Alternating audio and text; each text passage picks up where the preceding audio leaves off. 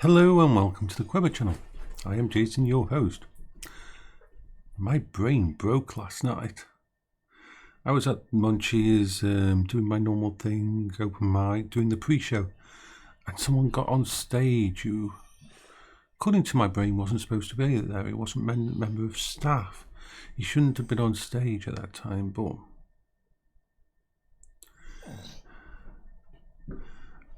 it doesn't matter what the argument was about. It doesn't matter what happened with the moment that person did that, and that rule was broken. It altered my entire reality of the event. It was not something I could get past. I had to take a time out. I had to leave. In fact, it pretty much broke my brain completely. But this is what happened. This is why I had to basically rip off my headset and crawl into a corner of the room and try to figure it out and try to get my brain to settle and try to accept that this something can happen. Like I said, it was nothing. It was just a simple thing.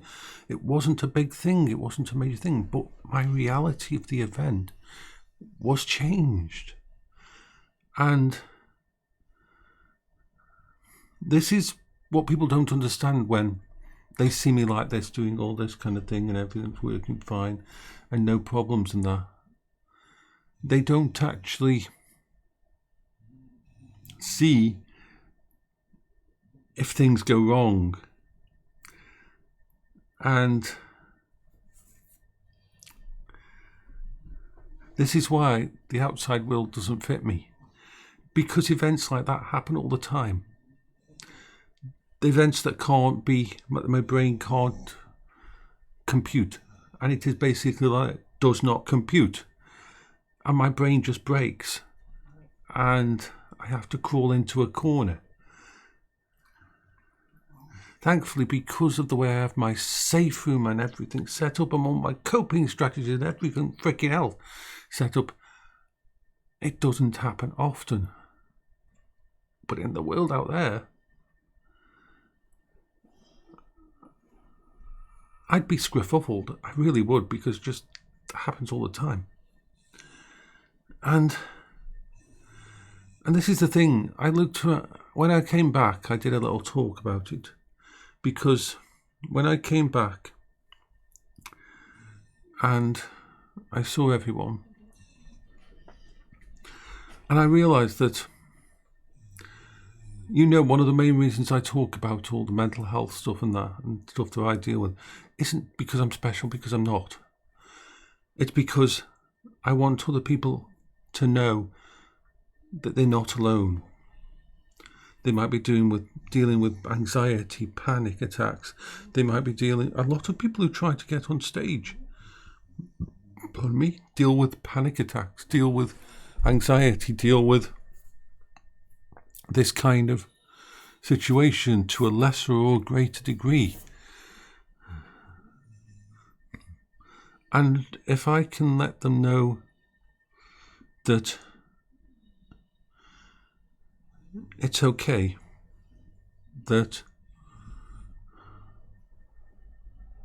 I'm sorry, I've just noticed that I've got two cables coming from my USB port at the back. They're just going nowhere.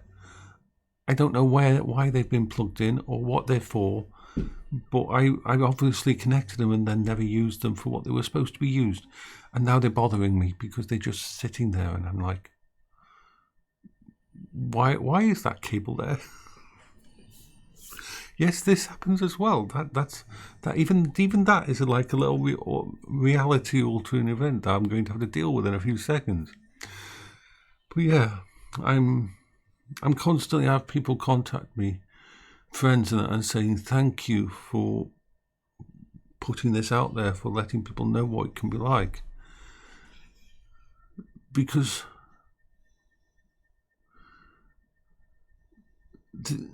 when people, it's like Lady Who. Lady Who is one of the most amazing people I know. She's got a voice of an angel, and such a creative artist. She's one of the first people I ever heard singing in VRchat at the event, and it completely blew my mind when I heard her. And she inspired me to be part of it all. And she deals with anxiety and panic attacks. And she's not the only one. And sometimes we need to have a voice out there to let people know what it's like for us. If you haven't ever dealt with a panic attack, good. Panic attacks are terrifying. Doesn't matter how logical you are, doesn't matter how much you put coping strategies in. A panic attack can wreck you, and it is real. It is as real as anything else. I mean, look at me. I know all about healthcare. I know everything. I've got a blood pressure monitor downstairs. I've got oxygen monitor and all that. I did obs for my wife, looking after medical observance. I've been in the medical stuff and all that. And when I was going through panic attacks, and when they hit you, you can feel such an impending doom that even someone as rational as I can be and logical as I can be ended up calling paramedics. Because I thought I absolutely 100% believed I was dying. And no amount of logic could stop that. I had what's called health anxiety. This was before we knew what was happening to my throat. And so the problems with my throat, before we knew it were GERD, we knew it was to do with my cancer.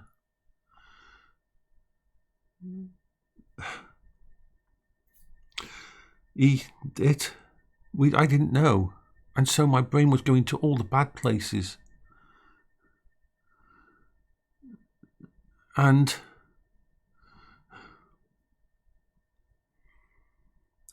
I remember the first time the paramedics came out to see me. Since the event had happened, I hadn't swallowed. Why? Why hadn't I swallowed? Because I was absolutely terrified that if I swallowed, my throat would seize up and I would die. And I absolutely believe that. I watched my wife have panic attacks.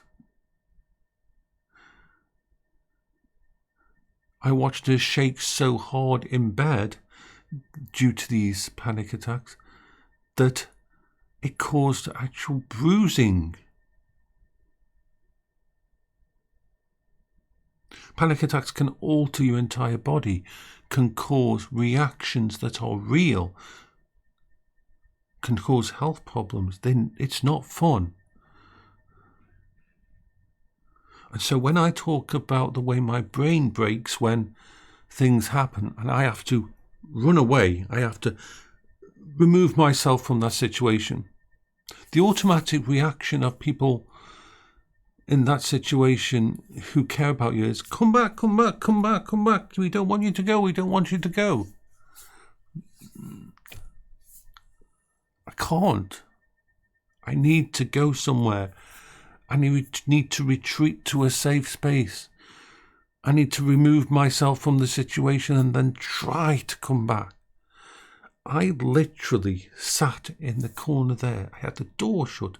The dogs were with me. I was sat on the floor in the corner when it happened with my phone so I could watch, trying to distract myself by watching the Munchies on Twitch. Couldn't have the sound on, didn't have the sound on, but I could watch it, watch the screen on her, and I had the dogs with me, and I just was there for about 5-10 minutes.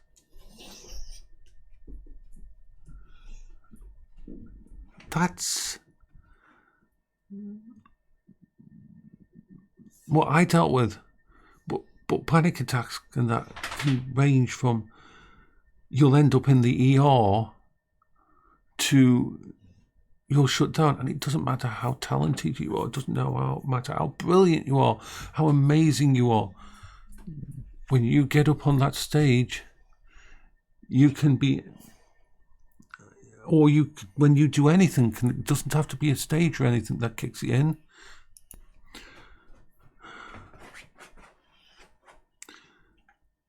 We try our best.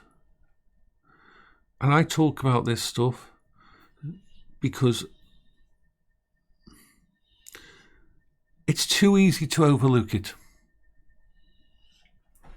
It's too easy from the outside to see the smiles, to see me getting on stage and singing and all that and doing all that, and forgetting the problems and forgetting how it's affecting me, and forgetting how even 1 or 2 steps away from being on stage, I might be freaking out. This is the hard part. This is the part where it's like, I am lucky. All my coping strategies work so well that you don't see it often. And I think it shocks people when they do see it, because they're so used to just seeing me handling everything. It's like in the event last night when I'm on stage, I go through the actual rules. And Win the Pro or Wolf, I love them both. They're amazing, and they will always do something stupid and silly and funny. And it can interrupt me completely and totally. It can completely and totally interrupt me. When the Pro might fire off a soundbite, or Wolf Argo might be watching a racing event or something, and he'll suddenly, at the top of his lungs, scream out something right in my ear, and then my brain will just reset. And even though I've said those 3 rules thousands of times, I won't know the rules anymore for the Munchies. I won't know them at all. My brain actually has like a car wreck. It just breaks down. And I'm like, oh, frick, I can't remember the rules now. My brain's sort of got a car wreck between me and my memory, and therefore the simple act of saying, rule 1, don't be a dick. You can have a dick, but don't be a dick. Don't throw tomato emojis. Don't heckle the people on the stage when they're performing. I know that, but if that happens before I am doing it, it's gone.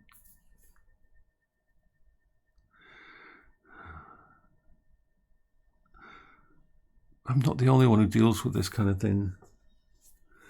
It's a paradox, because on the one hand, all the stuff that we do makes it better and I can handle things better.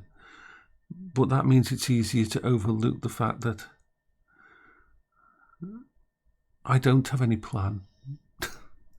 That I never know what I'm going to... People will say to me, what are you going to talk about tonight? And I'm like, I can't even say, because what I say now won't be what will be in my brain when I get on the stage.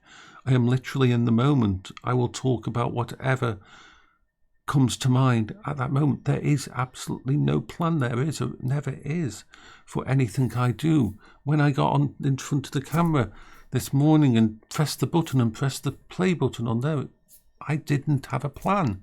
I don't have a plan. I can't have a plan. It doesn't work. This is what people that say, oh, you should do voice acting, you should narrate books, you should do this. Oh, you can use your computer, you could do a job, you could sit there and do something.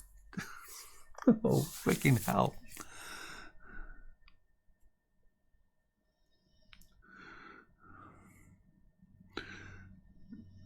My brain does not it doesn't cooperate. It doesn't in that way. It doesn't cooperate in that way. My brain couldn't. I could say, oh yes, I'd be, oh yes, I've got to start a job tomorrow morning. I've got to do this. I've got to narrate this. I've got to do this. And I'll wake up and my brain will say, cookies. Not literal cookies, but cookies. And then I'll go off and start sorting through one of my drawers. Or I'll go into the kitchen, or I'll end up on the internet doing a deep dive about what kind of cookies and when cookies appeared and how the first recipes for cookies came about and who created them. And then I'll go on Reddit and ask people what their favourite cookies thing is. And then the day will be gone.